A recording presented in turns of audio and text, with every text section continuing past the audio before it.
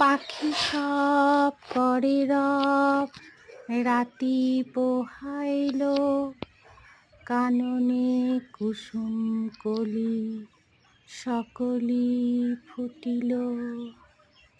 কবেকার সেই ছোটবেলার কবিতা আজকে ঠিক মনে পড়ে গেল। রবীন্দ্র সরোবর লেকে ছিলাম, খুব সকালে গেছিলাম, গিয়ে দেখলাম অপূর্ব এক দৃশ্য, যেটা আমি কোনোদিন বেলায় গিয়ে দেখতে পাই না, এই ভোরের বেলা দেখেছি। গাছে কত পাখি, চারিদিকে পাখির কলরব।